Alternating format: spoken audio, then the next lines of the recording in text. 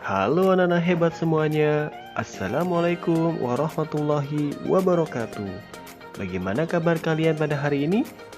Ya, semoga kalian semua dalam keadaan sehat ya. Ya, sudahkah kalian siap untuk mengikuti pembelajaran pada hari ini? Siap ya? Oke, baik. Pada hari ini kita akan belajar pada tema 3, subtema 1, pembelajaran 1. Untuk itu, jangan lupa siapkan alat tulis kalian ya. Dan langsung saja, mari kita simak materinya berikut ini. Ya, pada hari Minggu, Nina sedang berkunjung ke rumah pamannya yang baru saja pindah rumah. Ia mengamati benda-benda di dalam ruang keluarga. Di ruang keluarga paman terdapat benda-benda elektronik. Siapa yang tahu apa itu benda elektronik? Iya, benda elektronik adalah benda yang dapat berfungsi jika dialiri listrik. Nah, sekarang pada gambar di bawah ini, mana yang termasuk benda elektronik? Iya, ada TV dan juga ada lampu. Nah, anak-anak hebat, benda-benda elektronik itu kan tersusun dari komponen dan rangkaian listrik ya. Berikut ini ada beberapa contoh komponen listrik sederhana, antara lain ada saklar, lampu, kabel, dan juga baterai. Nah, sekarang coba perhatikan fungsi dari komponen-komponen listrik berikut ini ya. Nah, di tabel tersebut yang pertama ada saklar. Saklar itu berfungsi untuk memutuskan dan menyambung arus listrik. Nah, biasanya kalau di rumah yang biasa kita menyalakan lampu itu ya, kita tinggal tekan on off, ceklek-ceklek. Nah, itu dia. Nah, kedua ada kabel. Kabel itu adalah fungsinya untuk media penyalur arus listrik. Nah, yang ketiga ada lampu. Fungsinya adalah benda yang dialiri listrik. Dan yang terakhir ada baterai sebagai sumber energi listrik. Nah, kemudian komponen-komponen tersebut itu dirangkai sedemikian rupa sehingga menjadi rangkaian listrik ya. Nah, rangkaian listrik itu terdapat dua macam. Ada rangkaian seri dan juga rangkaian paralel. Perhatikan gambar pada perbedaan tabel berikut ini ya. Perbedaan yang pertama itu ada pada pengertian rangkaian seri. Rangkaian seri yaitu adalah rangkaian listrik yang alat listriknya dipasang berderet tanpa cabang. Sedangkan rangkaian paralel yaitu rangkaian listrik yang alat listriknya dipasang sejajar sehingga terbentuk cabang di antara sumber arus listrik. Perbedaan yang kedua yaitu adalah pada kelebihannya. Nah, yang pertama rangkaian seri. Kelebihannya membutuhkan sedikit komponen listrik sehingga biaya yang dibutuhkan untuk membuat rangkaian seri lebih sedikit daripada rangkaian paralel. Nah, perbedaan yang kedua, rangkaian paralel, kelebihannya yaitu jika salah satu aliran listrik diputus, maka tidak akan berdampak pada arus listrik di cabang lain, sehingga alat listrik lain tetap menyala. Dan lampu menyala lebih terang loh. Nah, perbedaan yang ketiga yaitu adalah kekurangan. Nah, untuk rangkaian seri itu jika salah satu alat listrik dilepaskan dari rangkaian yang membuat kabel terpisah akan mengakibatkan alat listrik lainnya padam.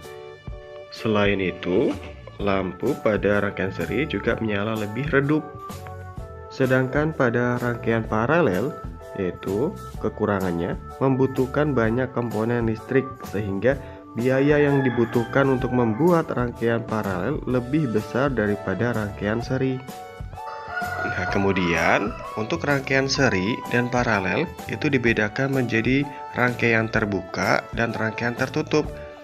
Rangkaian terbuka merupakan suatu bentuk rangkaian listrik di mana arus tidak dapat mengalir dalam rangkaian karena ada bagian dalam rangkaian yang tidak terhubung. Adapun rangkaian tertutup adalah rangkaian yang dapat mengalirkan arus listrik sehingga lampu dapat tetap menyala. Baik, yang berikutnya kita akan menggali isi informasi dari teks eksplanasi ilmiah.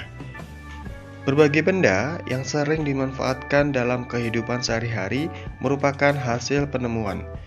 Benda-benda tersebut biasanya diperoleh dari percobaan atau penelitian para ahli. Proses para ahli dalam menemukan ataupun menciptakan benda-benda hasil penemuannya dapat diketahui dari teks eksplanasi ilmiah. Nah, teks eksplanasi ilmiah itu berisi penjelasan mengenai suatu proses berkaitan dengan sains atau ilmu pengetahuan alam. Contoh, teks eksplanasi ilmiah dapat dijumpai di museum. Biasanya, di samping atau di dekat benda-benda museum terdapat tulisan yang berisi penjelasan tentang benda secara rinci, meliputi nama benda, sejarah, hingga kegunaan benda.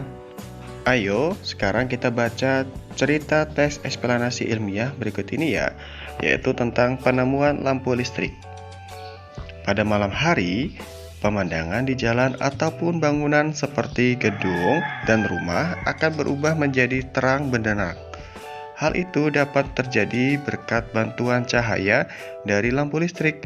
Sesuai namanya, lampu listrik memanfaatkan energi listrik yang kemudian diubah menjadi energi cahaya. Cahaya itulah yang menjadi alat untuk menerangi kehidupan manusia saat malam. Untuk dapat menghasilkan cahaya yang dapat menerangi sesuatu, lampu listrik harus melalui berbagai proses percobaan. Percobaan pembuatan lampu listrik pertama kali dilakukan oleh seorang ilmuwan bernama Thomas Alva Edison. Ia melakukan puluhan bahkan ratusan percobaan untuk mewujudkan ide pembuatan lampu listriknya. Menurut beberapa sumber, Thomas Alva Edison telah melakukan 1000 kali percobaan dengan 999 kali kegagalan dan 1 kali keberhasilan. Kegigihan Thomas Alva Edison dalam mewujudkan idenya melalui percobaan akhirnya membuahkan hasil yang cukup memuaskan. Pada tahun 1879, Thomas Alva Edison berhasil menciptakan sebuah lampu pijar yang dapat membantu penerangan di rumah-rumah. Setelah berhasil menciptakan lampu pijar, Thomas Alva Edison mendirikan perusahaan listrik pertama di dunia. Melalui perusahaan tersebut, Thomas Alva Edison ingin membuat sebuah inovasi baru bagi penerangan di rumah-rumah penduduk. Perusahaan listrik pembuatannya pun menjadi tolak ukur dalam pengembangan penggunaan listrik bagi industri.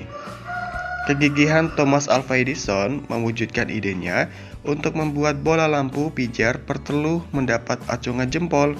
Coba bayangkan ya, jika saat itu Thomas Alva Edison menyerah pada kegagalannya. Tentunya dunia ini akan terasa gelap gulita tanpa adanya penerangan dari bola lampu pijar. Kegigihan Thomas Alva Edison tersebut dapat dijadikan sebuah teladan dalam melakukan aktivitas di kehidupan sehari-hari. Nah, anak-anak hebat, itulah teks ilmiah tentang penemuan lampu listrik. Ditemukan oleh siapa? Thomas Alva Edison ya. Nah, lampu listrik tersebut harus melalui berbagai proses percobaan. Ada 1000 kali percobaan ya. Dan akhirnya pada tahun 1879, Thomas Alva Edison berhasil menciptakan sebuah lampu pijar yang dapat membantu penerangan rumah-rumah warga. Berikutnya, kita akan masuk pada pembahasan kita yang terakhir di halaman 6, yaitu menjelaskan pengaruh listrik terhadap perubahan sosial budaya. Lampu listrik itu membawa pengaruh besar terhadap perubahan sosial budaya di masyarakat. Perubahan sosial budaya merupakan perubahan dalam kehidupan masyarakat yang meliputi perubahan sikap, perilaku, tata cara kehidupan, dan budayanya. Perubahan sosial budaya mendorong masyarakat dari kehidupan tradisional menuju kehidupan modern. Sebelum adanya lampu listrik, masyarakat hidup secara tradisional. Penerangan hanya menggunakan lampu obor, lilin, atau lampu minyak. Kehidupan masyarakat setelah adanya lampu listrik menjadi lebih mudah. Masyarakat dapat memanfaatkan listrik sebagai penerangannya.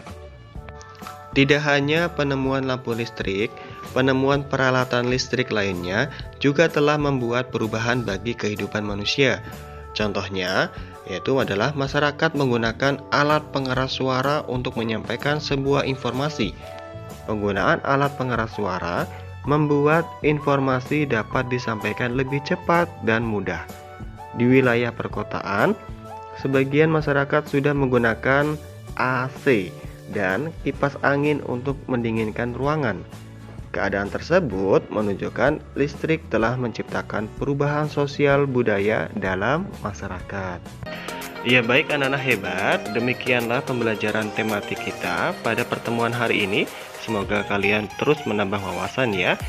Nah baik, di akhir pembelajaran silahkan dikerjakan tugas ya pada halaman 8 di tema 3, 1 sampai dengan 5. Silakan langsung dikerjakan di buku tugasnya ya. Jangan lupa ditulis menggunakan pena. Demikian kita akhiri dengan sama-sama mengucapkan hamdalah alhamdulillahirabbil alamin. Wassalamualaikum warahmatullahi wabarakatuh.